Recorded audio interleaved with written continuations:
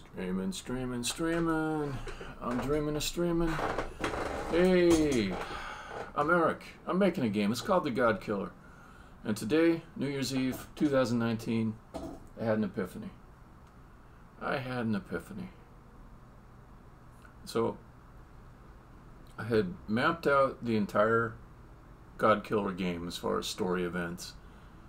And I figured out like it needed some media, it needed some music, it needed levels, it needed, you know, some different themes, graphical themes. And the to-do list on it got really, really long. And I realized this is one of those deals where, like, if I keep going the way I'm going, it's not only that the game will take a long time, like 5 years or something like that, there'll be a cost in updating the game as I go over such a long period of time. Like, things will happen, like I'll have to upgrade Unity, you know, maybe 5 to 10 times in that span. You know, some code won't work anymore, I'll have to redo it, stuff like that. There's just kind of like a software rots. It shouldn't, but it does. It just rots. It just stops working in little ways, and you have to keep on maintaining it. You have to keep on updating little things. So there's like this tax you keep paying, and it makes it, it's like paying the interest on a loan. You have to keep paying that interest, and the principal, which is like the main part of making the game, still has to get paid as well. So I've decided that I want to break it out into some smaller pieces. So I haven't like completely figured out how to split it up, but I'm thinking in terms of it, like, since it is an adventure game and it does have a big story, it could be episodic. Could do, you know, something along the lines of what Telltale Games did, or what's it, Life is a Dream with episodic content. The main story content might take an average player like a couple hours to get through, but I would have extra levels and challenges and stuff that would bring the value up. And the way I've got the story set up right now, there is like a really dramatic point, which I've been calling the event or the discussion, which makes the perfect spot to end a first episode.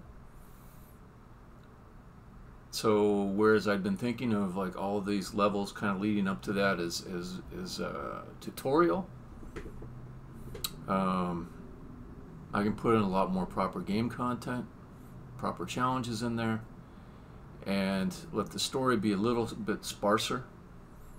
And maybe, like, just to make it easy to add like a bunch of playable content, I can set aside like a set of levels that aren't part of the story, but they are there as extra challenges for you to play. That's one thing that makes level design take a lot longer, is thinking about like all the story load it has to cover. Also, if I can make some levels that don't have to be as visually beautiful, but they're just great puzzles to solve, that would allow me to create like a bunch of extra content that doesn't take as long to make. So again, the main story, go through those levels, be a lot of attention to making it sort of a cinematic type experience, but then I can have some extra content, which there might be like some building blocks that help me put together like what the level looks like really fast, and I can generate a lot of playable content that goes out with it at the same time. So yeah, so I'm playing with that a little bit. Let me show you some of my history.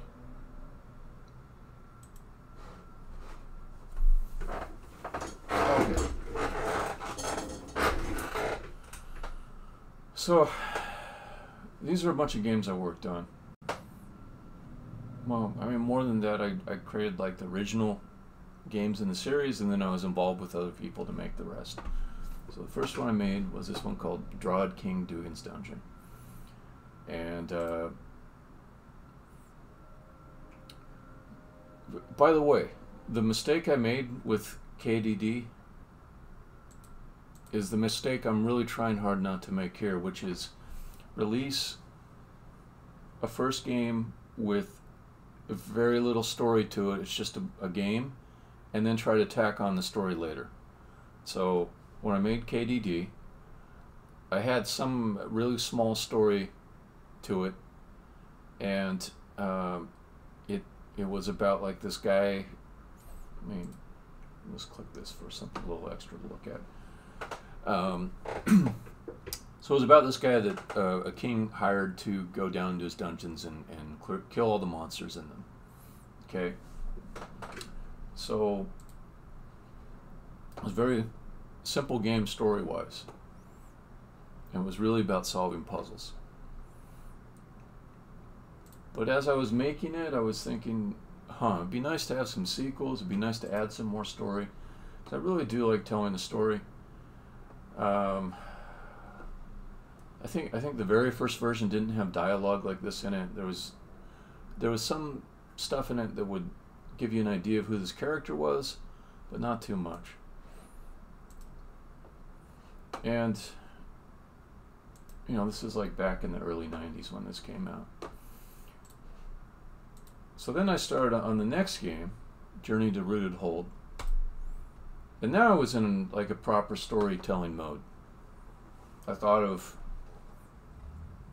plot events that went inside of that game in particular. But also I was thinking about the overall story arc. And I had planned out some things that would happen in other games. So here I was in about 50% storytelling mode. Okay, so there's some good story stuff in here, but it's still a little bit light, I gotta admit. The best thing is maybe this conflict between Beathrow and the 39th Slayer. He's a pretty good protagonist. Actually, he's kind of interesting because he's like an enemy that follows you around throughout the game, and you don't get to kill him when you first meet him, and he's outclasses you from the very beginning, or at least draws you to a tie, and it seems like there's no way that you can do anything against him. And every time you hear him arriving in the room, he says something creepy. And anyways, I'm proud of some of the story stuff in JTRH. Okay, then I moved on to The City Beneath. At this point, by the way,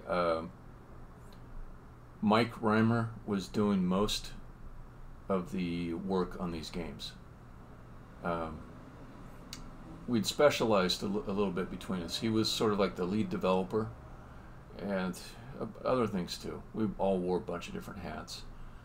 I did artwork, I did story writing, I probably made a few levels in here, or a few rooms. That might not be true, actually, I can't remember. It's hard to remember here. I'll play the trailer for this so you get an idea.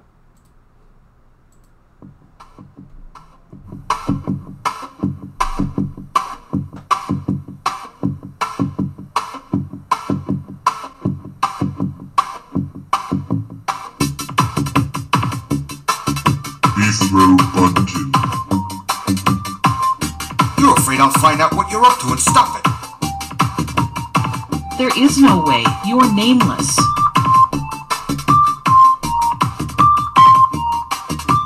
You're smarter than goblins it. All who face you in combat must fall. There is no question about it. You cannot alter this fate.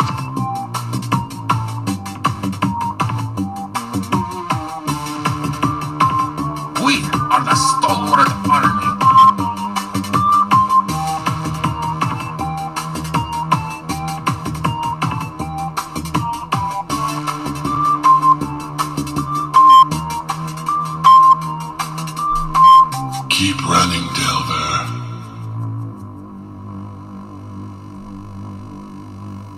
Okay. So, if there was a graph of like how much story got put into each game, it would kind of go steadily up. So, first one was maybe a 5% story, and then the second one was maybe 50% story. City Beneath, 75% story.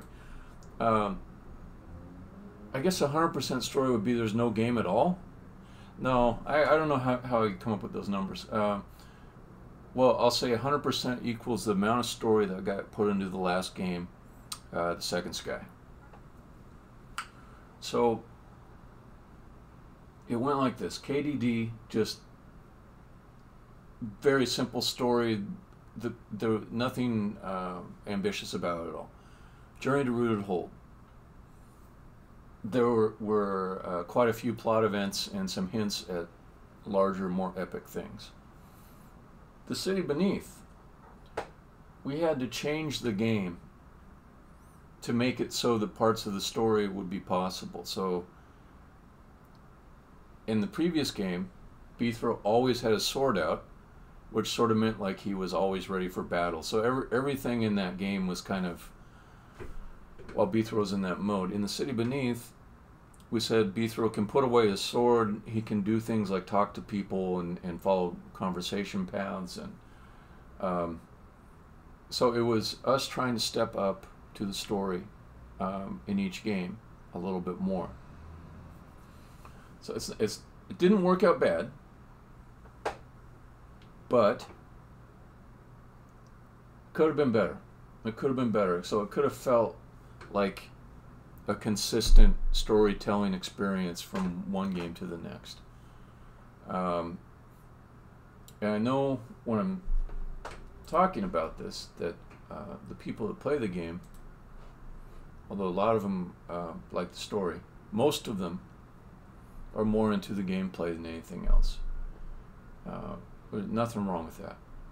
But, you know, I don't know if it would have been the correct thing to add more story to the other games, or to be more consistent about the arc early on. Well, the consistency never hurts anything. Because like the beginning of the Second Sky, much as I love that game, the beginning of the Second Sky is like, it's almost like a parody of game storytelling. There's so much that happens there's so much that you kind of get beat over the head with at the very beginning of the game. An explanation, like, it's breathtaking. I wrote large sections of that story. Most of the overall outline of it I wrote, so I should be somewhat of an expert on it. But when I started out the beginning of the Second Sky, I should just play it. I should just play it. Don't get me wrong, I love it. It's really fantastic, but it's so ridiculous. God, let me see if I can just. Do they still do previews on these things? Second Sky.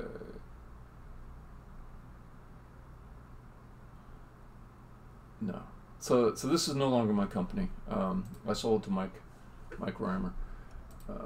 No, I'm not going to do my login right here in the middle of a stream. Oh, except that it's off the side where you can't see it. Okay, cool.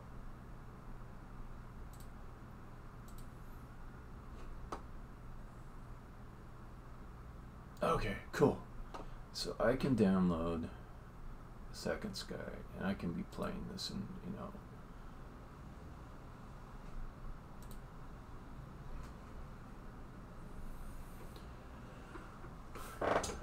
okay, this makes me happy. You're gonna get to see.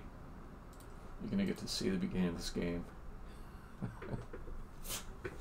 I love it, but it's ridiculous. It's so ridiculous. What else? What else? So the thing that I'm trying to get right on the Godkiller is to have at the very beginning a well thought out outline of all the things that'll happen, even outside of the first game that's written. I don't want to have it feel like I'm making it up as I go along. I don't want to Stephen King it, basically.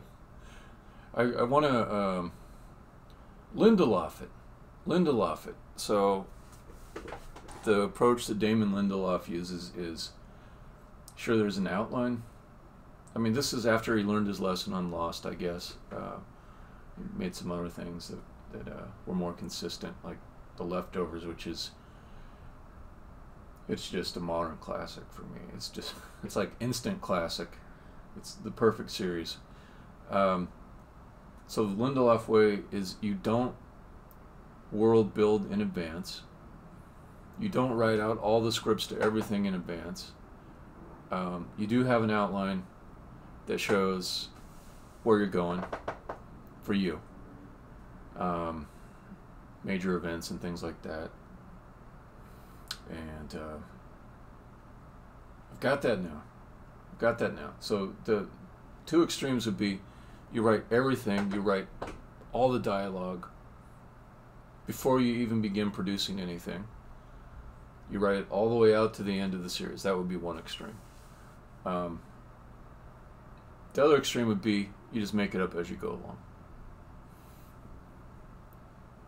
The second way is bad because you have consistency issues. First way is bad because you have no opportunity to see what is working really well with the first produced content. So suppose you had imagined that one character would be the main focus of the game or the story. Or say you thought like this character was going to tell a whole bunch of really funny jokes, and that was going to add a lot.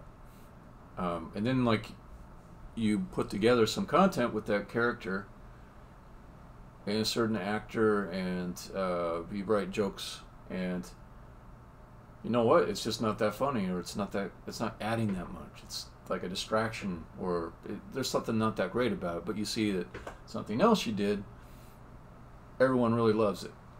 Like maybe there's some character that you thought was for DROD, for me it was Pit Thing. The Pit Thing,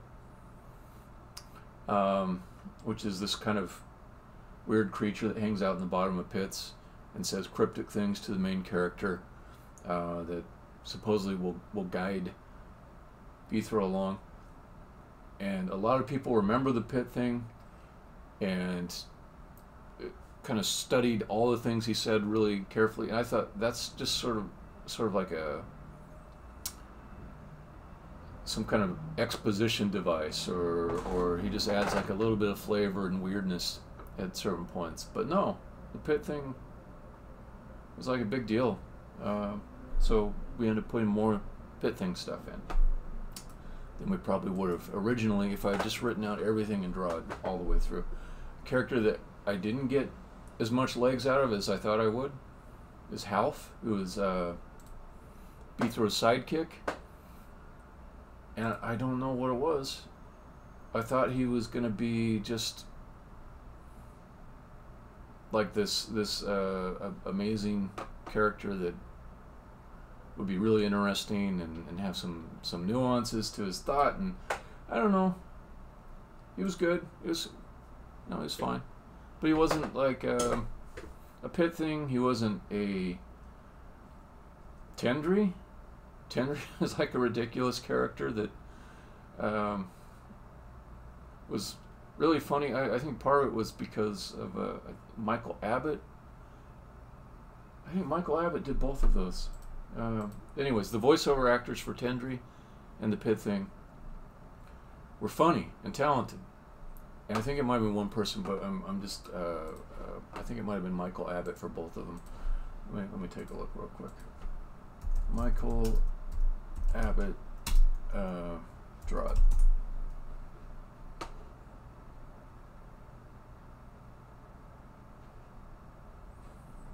Michael Abbott, let me try that. Must include DROD. Must include DROD. There we go.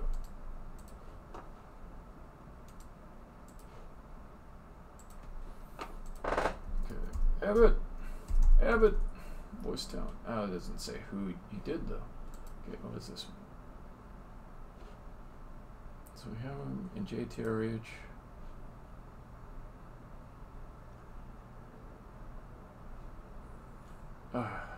I can't believe that we just put all of our voice talent together in one block in our credits, and we didn't say which characters they went to.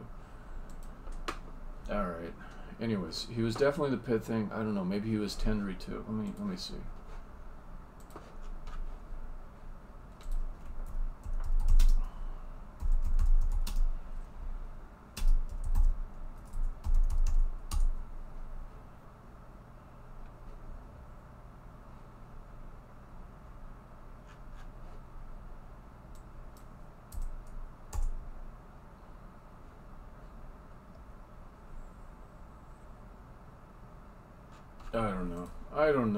I don't know. Okay. So anyways, let's bring up the second sky.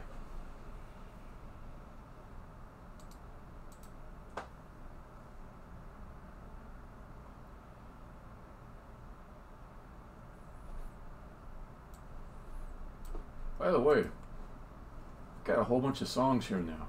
Bunch of them. Bunch of songs for the game. 6, I'll say, not 7. One of them is mostly empty directory. Okay. Let's play DROD Second Sky. Let's play DROD Second Sky. DROD the Second Sky. Let's do it. Let's do it. My contribution to this game. Story outline and some portrait artwork, and then assets from previous games that were just reused.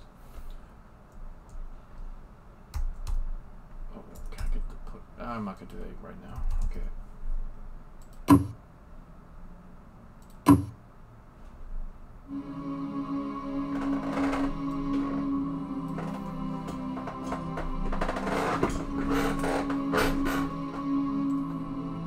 I'm trying to see what's the best way to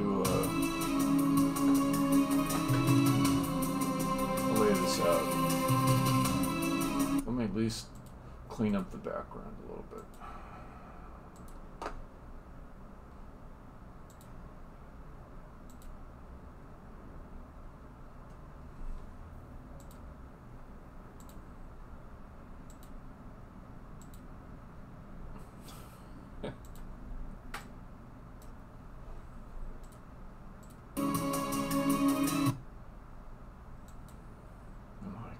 What did I leave open here? Is it going to be something horrible? Okay, I don't mind this background at all. This is a good background. It's from William Cheer's Manifold Garden game. He's given me a lot of awesome wallpapers. I look forward to playing the game after it leaves freaking Apple Store and goes someplace more sensible, like Steam, for example.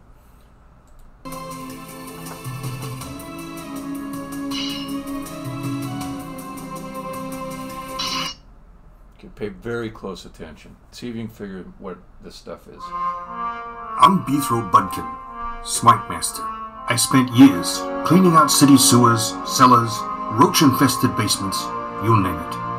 But after clearing out old King Duggan's dungeon, I suspected something odd was going on beneath. You see, the dungeon was originally 9 floors deep. But later, my grandpa Gunthroat discovered it had unexpectedly grown to 15 levels, so I decided to get to the bottom of things. When I went in, it went down 25 levels deep. That's when I learned something unexpected, something sinister, was taking place beneath.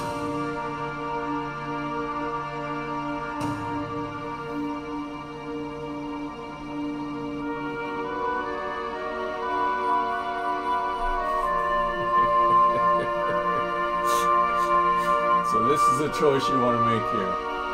Do you just want to watch a few minutes of backstory with spoilers from previous games prior to starting? By the way, I do stand by these games. consider if you want to have spoilers or not. Because you could become a new DROD player today, and you could go to DROD King Dugan's dungeon, and you could play through it like that. Or, anyways, stop the stream, or fast forward it past anything where you see this DROD window, if you don't want spoilers, because here they come. And seriously, you better pay attention. Even if you know the DROD story already, you better pay attention to this next part.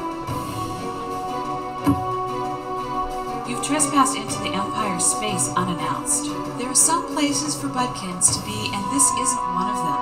You've delved too deep. We want you to go home. What kind of operation you running?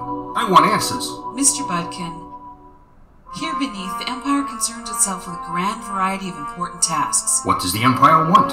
Knowledge of everything that will, might, or ought to have been. Fine. Why is this dungeon growing in size past its original plans? I'm trying to tell you. It's not really a dungeon, by the way. We call them holds. I learned from a thing in a pit that this underground empire is going crazy. The archivists have two jobs, one that was given to them and one they gave themselves. They were told to collect information, but when they listened more deeply to the nothingness told them to collect all information. I learned that the Empire was in cahoots with the DAA, and they were using my nephew, Alf. You want to hang out with these guys? They're evil. They work for the Empire, which wants to kill the surfacers. No, the archivists want to kill the surfacers. The DAA works for the patronage. The patronage is trying to save the surfacers. Look, Alf, you can hear a lot of different things down here, and it's hard to make sense of it. That's why I need to get the lowest point and talk to who's in charge there.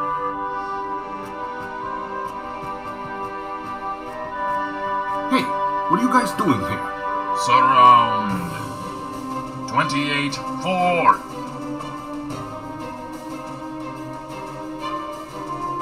We are patrons. Patrons of surfacers. You, surfacer, I've spent my lifetime building beneath Duganev to bring peace and knowledge which only the Empire can provide. It didn't make much sense at first. Then the pit thing told me in his wonky way that the Empire only extends itself so far. What is lower than lowest point? I learned a terrible secret. The Empire's base of operations was vacant. Its top leader, First Watcher, was dead. No one was running things. Someone didn't want anyone to realize this, though. And more bizarre, I saw the sky through the bottom of a pit. Citizens of the Empire, this is 14th Announcer. In order to preserve First Watcher's work in progress, all citizens are ordered not to listen to anything First Slayer should say regarding First Watcher or Lowest Point. Now he is in process of attempting to spread misinformation about our illustrious founder and his work schedule.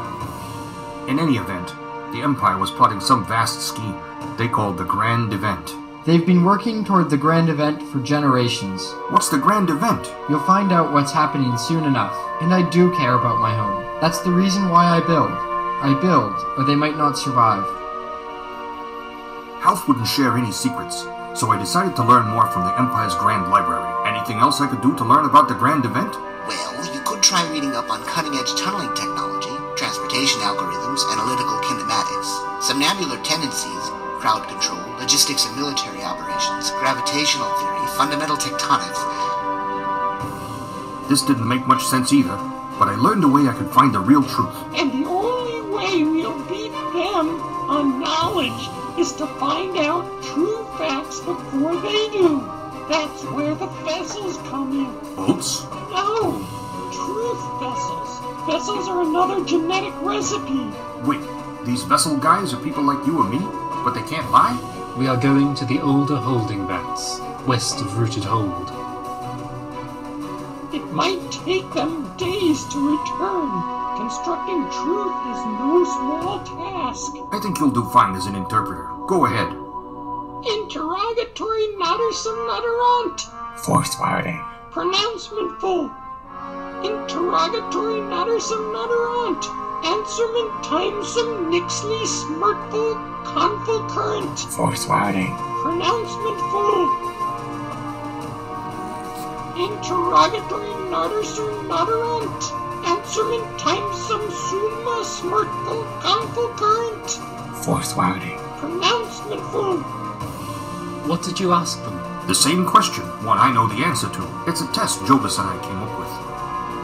I had Jobus ask the first one, what is lower than lowest point? Then the second one was asked the same question, but we added that we would kill the vessel if he gave us an incorrect answer. Then the third one was asked the same question again, but we added that we would kill the vessel if he gave us a correct answer. I see. We can handle some other cases later, but what is lower than lowest point? I'd tell you, but you really have to see it to believe it. Okay, are you all caught up? You understand everything now?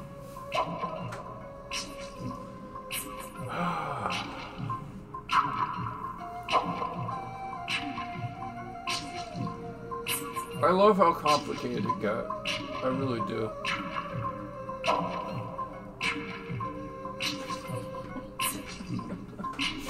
Okay, I'm not. Well, let me see. I just want to see if there's any more exposition to add to this if I go there. Before chemist was ever a job, there was a rather clandestine sect in the Rooted Empire called the Alchemists. Or so the dustier of our annals tell us. I say sect as if your chosen function in life, as determined by your vat recipe, is something other than your chemical makeup. But that raises the question, doesn't it? What came before the first vat-born? No, I think this is a truth we need to consider.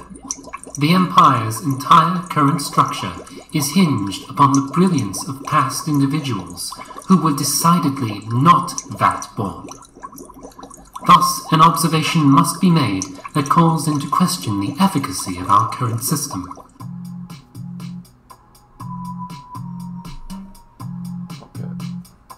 So, I believe I've gotten past all the initial exposition. Oh wait, there's the guy who's going to talk at me. Right. Grabbing vessels? How long are they going to take to get back? No. You ask me that every day. How could I know? How could anybody know? Look first, chemist. I can't wait forever. This empire, it's moving, doing things. Some of them I sort of maybe understand. And other motions are hidden from view. Or you are too close to observe. Exactly. So maybe, right now, there is some batch of new slayers brewing up. Or maybe something even worse. There's not. I've been to the vats, and the batches are purely maintenance level, replacements for losses. Security has picked up considerably, and the old slayer recipe is unauthorized there. Hey, we cooked up these vessels without anybody knowing. We just didn't use the main vats. So the archivists can do it too. I think there are a lot of things to worry about. Too many. No kidding. Well, if there is no answer to something, what good comes from worrying about it? It just means the problem is like tar. I'm stabbing it wrong. When I stab it at the right place, it breaks up. Ah, you like those violent metaphors involving stabbing and slicing. Don't forget chopping. Chopping is very important. Anyhow, all this time cooped up with nothing but books.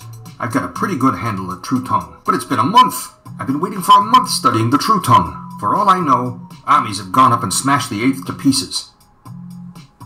A vessel is returning.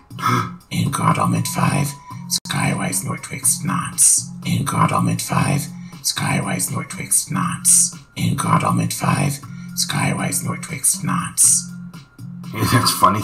My True Tongue is a little shaky. What did they say? They called it a second sky. I guess that's true enough. Huh.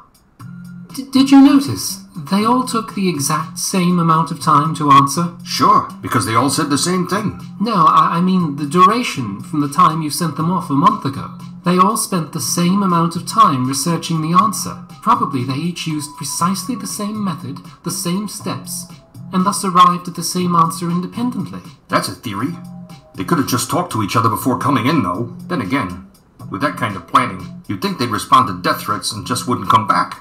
So, are you going to kill the third one? Nah, Hey there, little buddy. I'm not gonna kill you. Don't worry. You did real good. You'd need to use the true tongue with him, remember? Oh, right.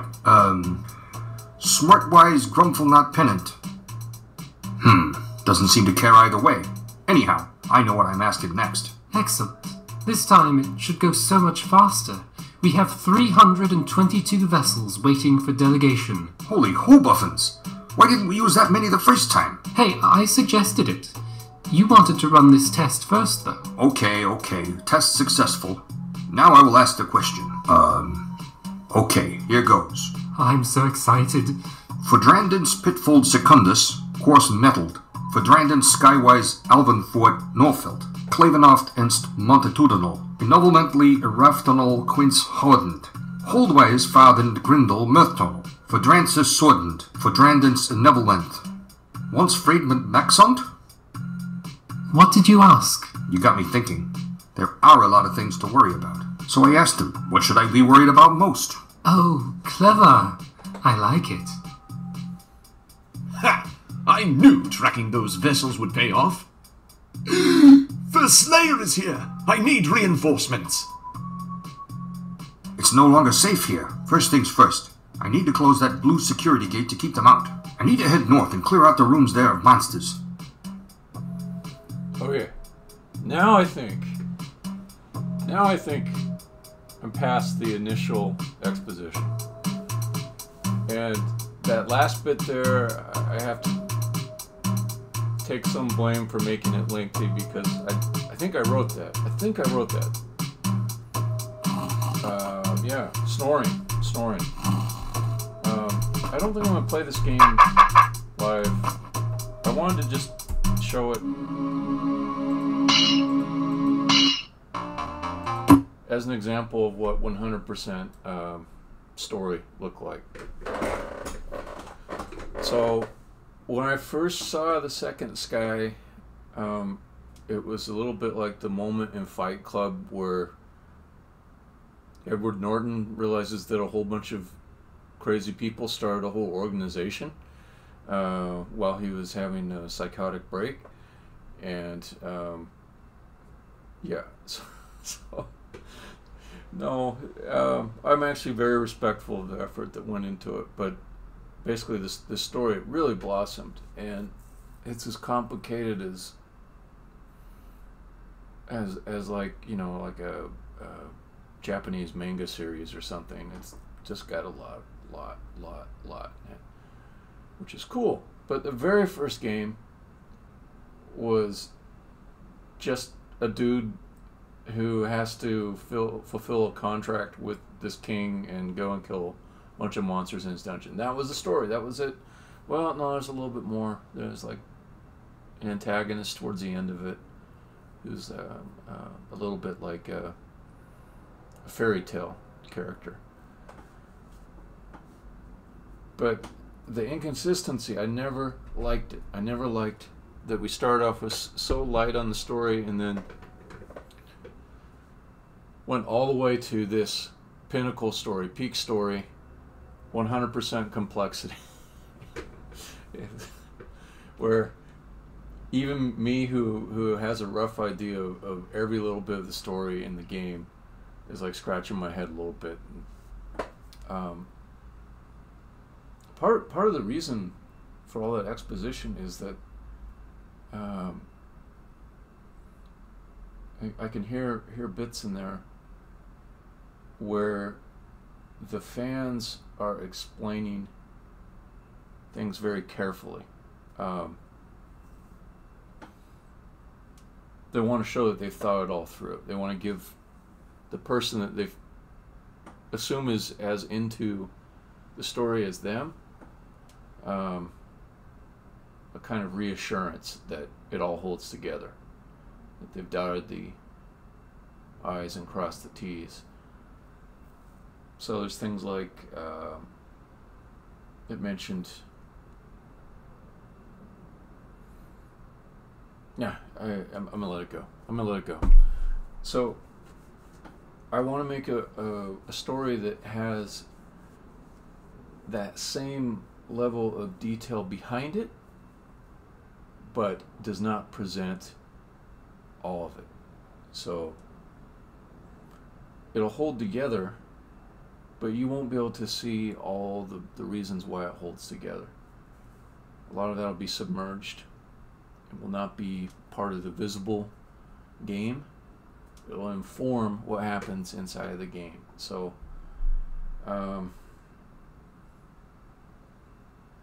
you'll feel like you're on solid ground while you're going through the game. Like, even if you don't quite understand something, you'll know that it has been thought out all the way through. Or maybe not all the way through, but, you know, pretty deeply. So I can give you another example in the DROD world of this world creation stuff and how it gets a little bit nutty. This is more spoilers. This is spoilers. I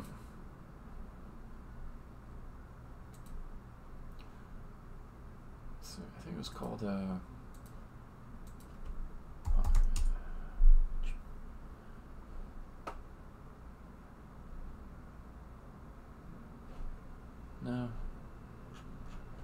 maybe I don't know. Let's see. Cherry pie.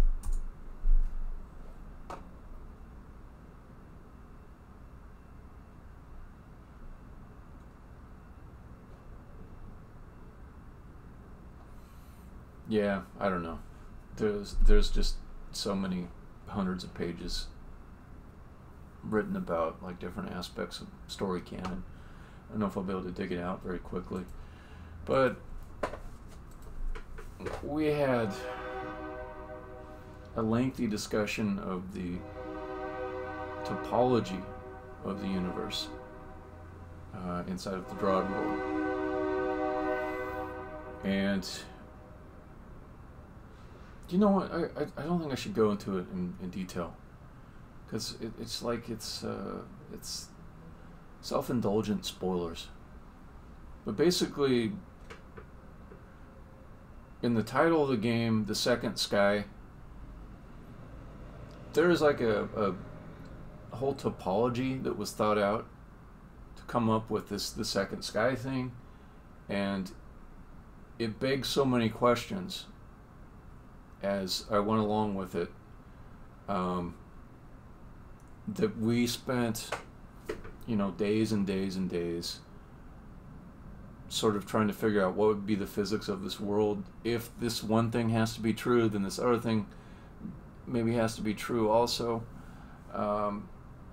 So I like that kind of stuff. I really do. There is a kind of a sanity rule to it, which is nothing is canon until it appears inside of a published work, like something that's available for everyone to play and look at. And people will try to get ahead of the canon and just say, no, we're not going to drive ourselves crazy defining every little speck of canon. It just happens when it comes out. But there's like pre-canon, which is hidden, that the people creating the game have access to, like your Bible, as some people will call it, with world building stuff in it, the story outline. So I have already done a lot of that pre-canon work, and world building. So the Godkiller should be highly consistent, and it should have a solid thought out feel to it. I know all the stuff that's going to happen in it. Okay, this has been one of my more self-indulgent streaming sessions. I think I'm going to stop now, and I'm going to actually do some work off stream, because this hasn't been anything that qualifies as progress. I do have to make progress every day. I'm going to work next on some other things. Alright, thanks for listening to my self-indulgent ramblings. Talk to you later. Stopping the stream, stopping the stream, stopping the stream, stopping it now.